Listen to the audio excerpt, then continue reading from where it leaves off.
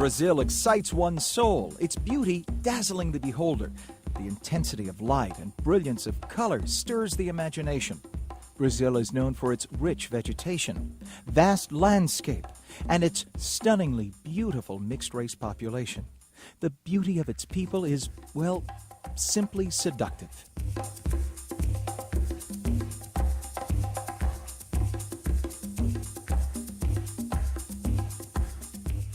Brazil is a country of stunning beauty manifested by its amazing beaches in the state of Bahia. The sprawling waterfalls of Forte de Iguaçu, the Amazon, and the ancient city of Manaus. Christ the Redeemer with open arms atop Corcovado Mountain overlooking Rio de Janeiro is perhaps Brazil's greatest landmark. But it is a country of wonderful contradictions. The world's fifth largest nation in physical size, exceeded only by Russia, China, the United States, and Canada, it remains South America's only Portuguese-speaking nation. It's the world's largest Catholic country and is home to the world's sixth largest population.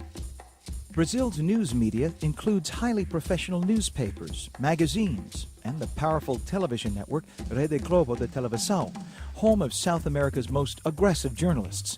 In recent years, they've investigated banking scandals, environmental abuses, the massacres of Amazon Indians, governmental corruption, and the increasingly aggressive murders of local street children, commonly known as favela children, who are regarded by wealthy merchants as public nuisances who need to be swept off of Rio's streets.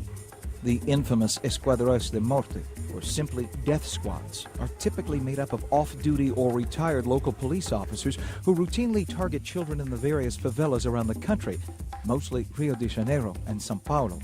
Rio enjoys an enormous tourist trade and boasts of celebrity shopping districts, who some believe rival Beverly Hills' famed Rodeo Drive. To both protect the district and its profits, enterprising proprietors turn to extreme and inhumane means of sweeping the district and resort to the literal extermination of any favela children, also known by the degrading term street urchins, who dare to sleep in front of their magnificent, famously branded shops. Many off-duty local cops or former military-trained personnel are easily hired to exterminate these unnamed and unwanted children. It is no surprise that this targeting simply generates more crimes of survival, a classic catch-22 situation. On a hot and stifling day in March of 1997, innocent residents in the working-class sections of São Paulo and Rio de Janeiro were summarily shot, savagely beaten, and robbed by Brazil's uniformed military police, shocking the nation and causing profound soul-searching from within the nation's people and its government. In April of 1997, TV Globo aired chilling video of the massacre, inciting Brazilian sensibilities. Brazil is a country which has lost its youth to drugs, violence, and increasingly organized criminal enterprise. The escalating violence testifies to Brazil's struggle as the country seeks to cope with the thousands of children wandering its streets. In a single incident, a lone gunman opened fire on a group of sleeping children outside of a church in Rio, killing 7 children between the ages of 8 and 15. This event in South America's most successful country was not surprising to many.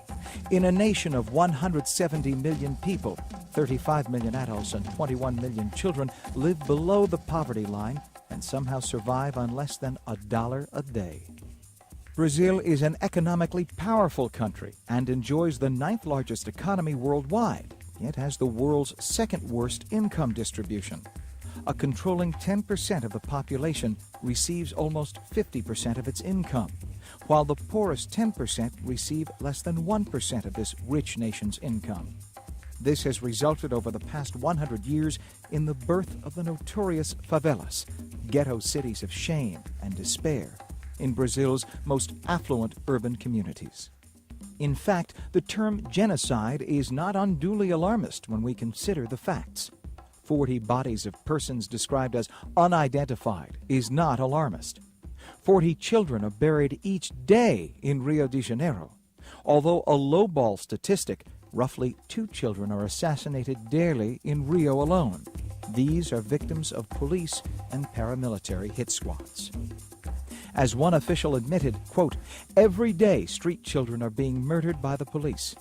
Every day I hear a different story, a true story, something which actually happened. We are killing more children than anybody can imagine." 1 year in one small city, 3,000 unidentified bodies were brought to the morgue. Most were between the ages of 12 and 16. One case study concluded that a child's chance of dying in Brazil is 8 to 9 times greater than in the Middle East. Life expectancy on the streets is 2 to 4 years. The kid is a victim of society, abandoned. And when he gets older, he enters the crime world and thinks he can take revenge on society. According to government officials and aggressive media reporting, the extermination of street children continues unabated in the city of Rio de Janeiro, and frankly, throughout the land. The lesson learned from a few of Brazil's anti-administration politicians is that the arbitrary killings must be kept from public view. We disagree. The stories and facts of this documentary clearly highlight Brazil's problem. Today, its problem has worsened, in spite of an enlightened government and a president for the people. City of Hope highlights the Brazilians' enlightened president's effort to correct this continuing problem. Brazil is believed to have the highest number of street children in Latin America. I used it to live on the streets, and I started to get myself into a lot of trouble. When I was about 9 years old, I was in prison in Rio because I committed a robbery with a handgun. This is where the story of Philip Smith and Hope Unlimited begins. The whole point of Hope Unlimited is not how comfortable we can make, a youngster today or how happy they are now, but how well they'll be doing 10 or 20 years after they leave the project. The Brazilian Youth Authority began sending children to the City of Youth, its criteria stipulating youngsters who are on the streets, have no viable homes or guardians, and are in imminent peril. Boys 12 to 15 and girls 8 to 18 are accepted into the City of Youth. And because girls are favorite targets of prostitution rings, they are accepted at earlier ages than the boys. Because of extreme challenges and disappointments involved in working with girls, very few programs exist for them. Most of the children who now live at the City of Youth had found the streets, with hardship and death, preferable to what they experienced in their own homes. Hope's vision for Brazil was launched in 1991, when gunmen largely hired by local business leaders were systematically killing thousands of vulnerable street children. Their purpose for these killings was to eradicate a public nuisance. In other words, Brazil's street children. This ministry really has the ability to transform people's lives. It takes children off the streets and offers them the real hope of a better life. The biggest miracle, of course, being that miracle of transformation which has occurred in the lives of the children that are here.